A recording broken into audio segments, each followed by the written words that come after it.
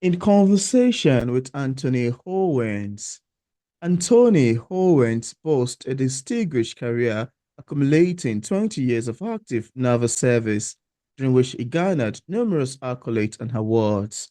For 10 years, he has been a pivotal figure at a major defense contractor, serving as one of the lead network engineers and as a technical trainer at Langley Air Force Base in Hampton, Virginia.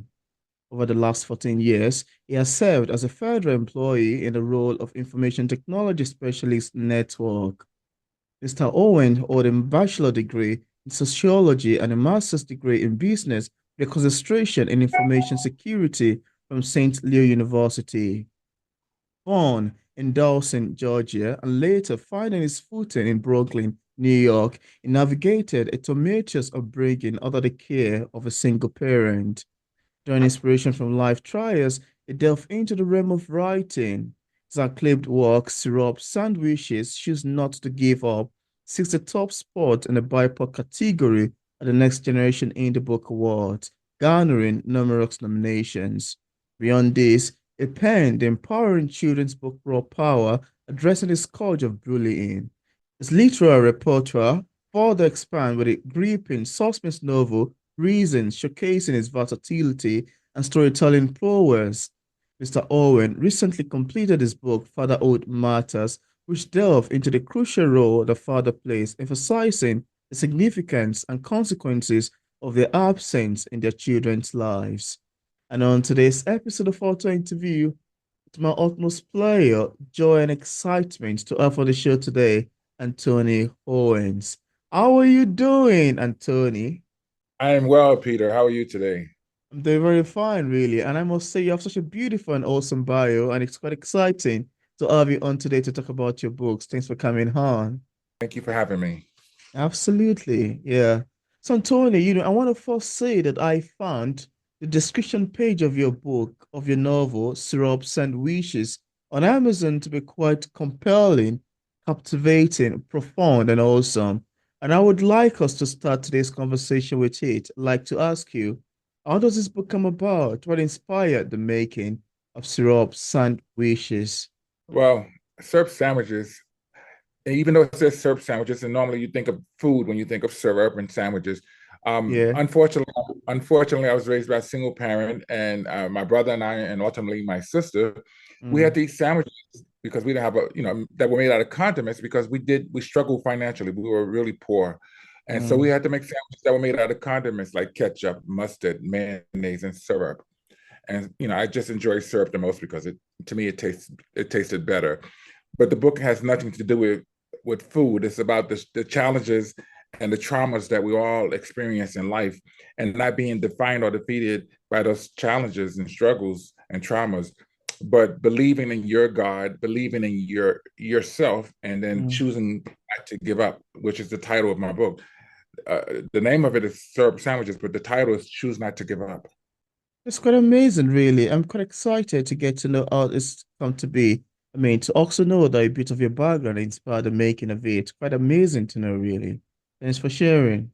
And I think I need to transition a book to one of your other title, Fatherhood Matters. In Fatherhood Matters, you talked about the importance of fatherhood in building a family, in building a home. Without giving much information away, could you tell us about the themes you had expect picking up Fatherhood Matters? And how did you even come up giving it a name like this, which I found to be quite uncommon? Well, having not having my father there when I was growing up, I know how Mm, it felt to not have a father, and then to blame myself and wonder if I was the reason why he wasn't there, and wonder if he loved me or not. And those are things that children shouldn't have to go through. But mm, I wanted to write it because I wanted, it's a call to action for all men and all fathers, and those potential fathers, to let them know the seriousness of the role that they play as fathers in the lives of their children, and that they have mm. to be active and present in their lives. And when they're not, it makes a tremendous difference. Absolutely. Oh, wow. That's such a great point to mention. And that's very, very true. And it's quite amazing, really, how your experience with one of these things kind of inspired you to write a book about it. That's quite awesome to know, really. Thanks for sharing. I can imagine what Thank it looks like to grow up with the absence of a father. It must be a lot, really. It was really challenging because there was no one I really could talk to because my mother, she was young and she really didn't know how to raise my brother and myself, two men, growing men anyway. She didn't know how to talk to us and tell us things that we needed to know and things that we could have learned. And Mm. so it was really challenging. So a lot of times when I wanted information, I had to just figure it out on my own. Mm. Oh, wow. That's really quite challenging and a bit emotional. Wow, Yeah, thanks for sharing. And please, if you have a copy of the book, I'd like you to show to the camera, just so we see what it looks sure. like. So I don't know if it's reversed here, but this is how it looks. Can you see all of it, Fatherhood or? Matter. Yeah. Beautiful cover, even. Yeah. And so I'm going to show the first book, which we Yeah. spoke about, the Beautiful too. memoirs, right? So Peter, what I did also after I wrote this one, Mm. I decided to make a workbook for it because it's in the school systems now. And Oh, basically, the interesting. workbook is just two chapters, I mean, two paragraphs of each chapter, and like Mm. maybe 10 multiple choice questions in an area for people to put their thoughts and comments. So it helps Oh. them to further, you know, think about and expand on the things that they've read in this book. But after that, I wanted to write a book about bullying. But let me go Mm. back a little bit. The things that I experienced and served sandwiches were fatherlessness, discrimination, bullying, single Mm. parenting, I just said bullying, poverty, right, and domestic abuse. All of those things that I've gone through, a lot of people unfortunately go through those things. Mm. And so I want to write about it because people need to believe in themselves to know that they can still make it no matter how challenging and tough their life is. And then Wow. when I spoke about bullying, I wanted to write something for the children in school because I know that there's a lot of bullying going on now, Yes, absolutely. even for the younger kids, and then cyberbullying. So I wrote a children's book called Raw Power. Mm. It's about bullying, and even though this child was bullied, he found a level of forgiveness, and that shows that you can, even when you're being in a difficult situation, you can still find and being treated poorly, you can still find a level of forgiveness. So it's a quite endearing book for a child. Yeah. And I find But it to that be very important. it is. But you know what? I wanted to do something different. When I Yeah. wrote a children's, I left the children's book, which is here. I wrote this children's book, and I decided to write the same book as the children's book is here, but I wanted to make it a coloring book. So the same Mm. story is in this book, but it allows the Um, children to color as well, to make all of it any color that they want. So I want to do something different. So the story is still here, but now everything that was in the original book that was colored, mm. now the children can color it whatever color they like.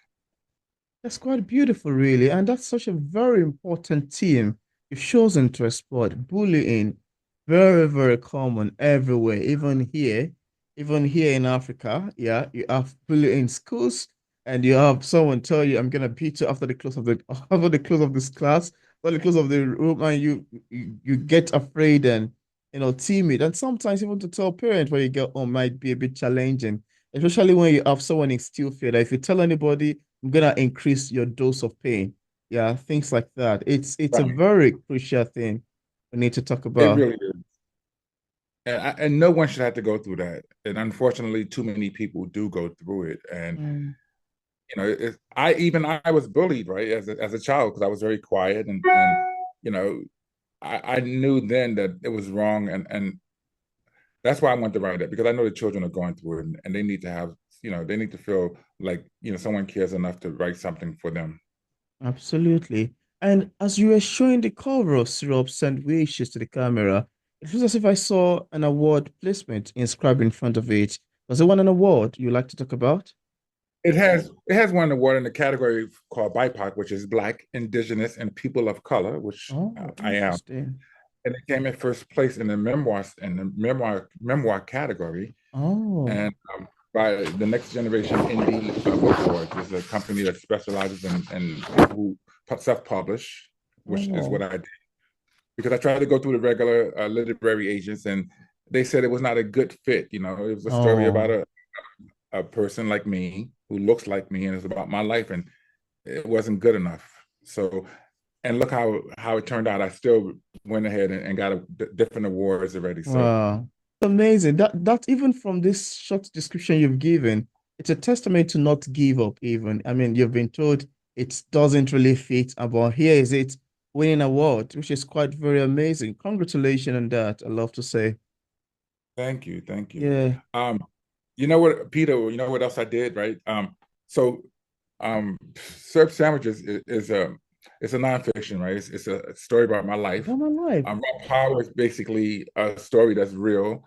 And so is Fatherhood Matters. That's another story. That's a nonfiction. But Mm, I wanted to branch outside a little bit and write a fiction.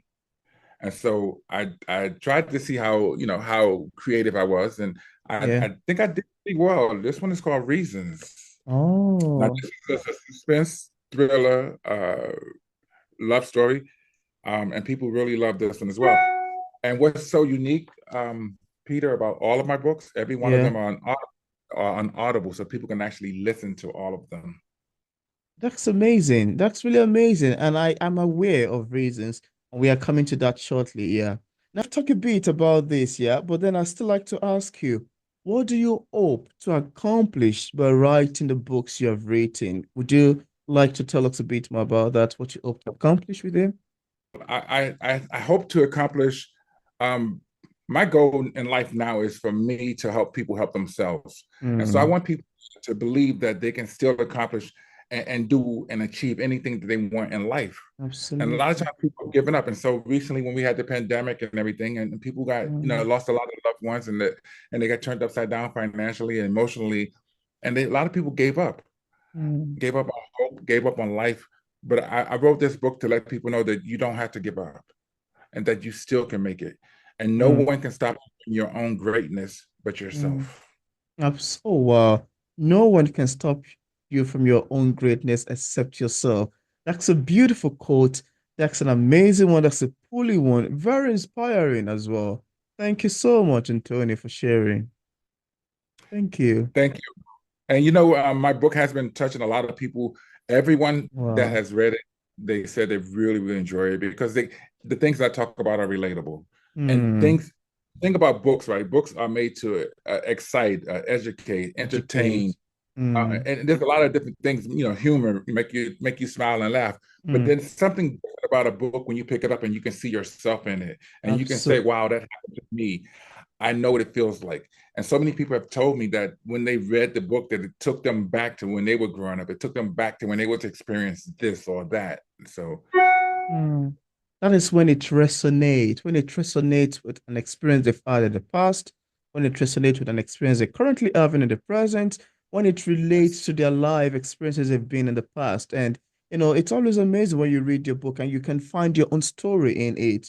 You're reading a book and you can see more like you're looking at a reflection of yourself in a mirror through someone else's writing. It's always a very fun and beautiful experience, really. It is. it is. And so Yeah. many people say, I remember one guy saying to me, "Hey man, you wrote this book about me." I said, "No, I wrote it about me. People have You were similar like, am I lives." meant to be for somewhere? That was very wholesome, really. Wow, Yeah. that's a very great feedback you've got so far. I want to transition a little bit, and I would like you to perhaps give an answer to this based on your mother thriller, The Name of Reason. You know, one of the most interesting to me as a writer is the fact that, is a fact of listening to readers' feedback. And you may want to agree with me that one of the things that make literature to be quite, complex in its entirety is the fact that it can be interpreted by different people in different ways. Some readers might get the message intended by the authors. Some might not get the message intended by the author. Some might be close, just hanging around, get to the message intended by the author. And hilarious, some people can just mix the whole entire message. Now, I would like to ask you, how do you feel, as interesting, as fun, and a little bit frustrating as it sounds?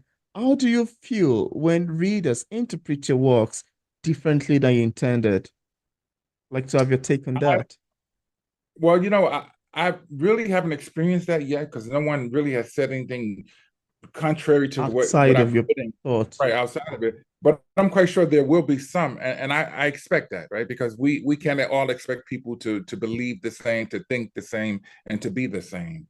Yeah, So you just got to be prepared and take it with a grain of salt and not be impacted or feel cited by it, slighted by it, because those things happen. yeah, it does. Thank you. Thanks for sharing. Now let's move to your Yeah, murder thriller In the Name of Reason, whose description yeah. also to me reads quite captivatingly to me.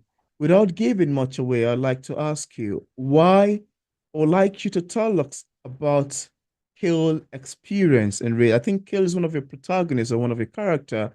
I'd like you to tell us particularly about his experience in reasons, because I read he has been through quite a lot, really. Well, I wrote this book because I wanted to write about something that, right, it's not like it's something that's actually happened. It's something that definitely could happen and probably already happened in life. Oh, But I want wow. to put a couple of twists and turns in it to make it not so predictable. Like, you've seen movies before and you look at it and you can pretty much tell what's going to happen. Yeah. And they were really corny, right? I didn't want to be that writer. I want to write something different where if they wanted to at some point make a movie about it, then it would be I would consider it to be a good one because it's not so predictable. It's not, it's something that definitely can happen, something that, Mm, is eye opener, and it has some twists and turns in it that are, yeah. kind of the back real quick, or do we Yeah, have time please for that? do that. That'll be great. It says after the devastating loss of his wife, Kyle Blankenship and his son Ryan embark on a journey to piece together their shattered lives. However, when Kyle is thrust into a whirlwind of mystery, betrayal, and danger, their Mm, world is once again turned upside down. Racing against time, Kyle delves into the dark underbelly of secrets and lies surrounding his wife's murder. As he uncovers the truth, he faces a formidable adversary determined to silence him and endanger his family. Will Kyle's quest for justice lead to redemption, or will he be consumed by the shadows of vengeance and despair? In this gripping tale of love, loss, and resilience, Kyle must confront his inner demons and fight for the ones he loves before it's too late. wow. That's amazing. That's very wholesome. Thank you so much for your short recitation you've got there. Thank you. Now, Tony, Wow. apart from the books we've mentioned so far, do you have any other works you've authored or say currently working on? Well, earlier I mentioned that I had a workbook for syrup sandwiches, and I just started on a workbook for Fatherhood Matters. I just Oh, It'll wow. probably be 15 multiple choice questions in this book for every chapter, and that'll probably be done within a month because I stay busy. Um, my other works, um, is basically, I think it's just this. Oh, I'm gonna do probably a part two of the reasons, right? Because people already asked me about it. Oh, Hey, what's gonna be, part two about it? So I'm already in the next book to look like. So, and I'll probably get started on that interesting. really soon. The first book that I did came out in 2022, September. Oh, It's a little bit wow. after 2024 now, and it's October, and I'm on my Oh. fourth book. I've done all of this within basically 3 years. Oh, wow. That's very amazing, really. That sounds like you've got a I lot didn't, ongoing. Beautiful titles, yeah, I good didn't realize goals. how much I had. Yeah, I didn't realize how much I had actually done until I just stopped and looked at it, and said, "Wow, I just love to stay busy." Yeah, it's an amazing one, really. It's always fun. While we understand the writing can be very challenging in terms of time, taking quite a lot of time writing them. The bits, yeah, it's always fun to get to see your book in your hand. It feels like you've got a baby in your hands, you carry it in, and the father, oh yeah, I finally did it. I have a book out there that is gonna live forever, even long after I've gone. It's an amazing experience. And you know what, Peter? Even though writing comes easy for me, it was challenging when I was writing um, syrup sandwiches because I had to relive all those terrible things that I experienced Mm, when I was growing up. And there was mm, times that I was writing that tears would come down my face because, you know, that was the toughest part of writing, doing the book was just reliving all of the trauma that I had gone through. So as easy as it was for me to write it, it was also challenging emotionally. absolutely. Oh wow, I think that's one of the emotions associated with writing memoir, especially if it's a sad one. Yeah, There's some emotional time that you come, oh goodness, I can't continue because they're bringing back the old memories. And sometimes it might be very alarming to want to continue writing it. I would have even loved to ask you, I mean, how were you able to cope and overcome the emotion associated with writing a memoir? Because I know it might be very, very challenging. Yeah, having to stop halfway, wipe some tears, clear off your head, and say, okay, let me continue. And again, bringing back old memories, etc., things like that. To me, it was something that it was a how you say evil necessary, right? A necessary evil. I knew that I was going to do it, and I had to do it, but I also knew that it was going to come with some emotional turmoil. Yeah. I had to prioritize what I was my focus as far as getting it out over my emotional feelings. Mm. So even though I knew it was going to be difficult, I wanted to write it, and I knew I had to. So no matter how tough it was, I was going to press through it and continue. Absolutely. Absolutely. Now, I'd like to ask you, as a published author, what sort of advice do you have for other writers who are still struggling with writing a book in your particular genre? What would you advise people in this category? So I'm glad you asked that question because I do a lot of I have a I don't do a podcast, but I'm on TikTok and Instagram, and I go live and I talk to people and I try to help them to become writers if that's what they want to do. The first Mm. thing I tell everyone is as a writer, your primary job is to get the thoughts out of your from up here Yeah. onto paper. Yeah. And no matter if you're gonna, and every chance you get to write something down, even if it's a sentence, a paragraph, or a page, write Mm. every chance you get and keep doing that. Mm. Don't writing a book, but get it out of your mind, right? Once you get all of the information that you feel is going to be enough for the Necessary. book that you're going to write, Yeah. then you start writing the book because things have to be moved around, edited, and content Yeah. development, editing, all those things have to Absolutely. take place. And at that point, that's when the book starts to formulate. So don't Mm. most people write a book before getting it out of their mind. And that's what stopped me from writing for a long time because I kept telling myself and I kept getting in my own way by telling Oh, myself, oh, wow. you know how to write a book. And I kept putting it off for years because I kept telling myself, I don't know how to write a book. But then Uh, when I got serious about it, the 5 pages that I had sitting around for like 10 years, I tore them up and I just sat down. wow. 4.5 months later, I was done. But it took 8 months to go back and forth with the editing process.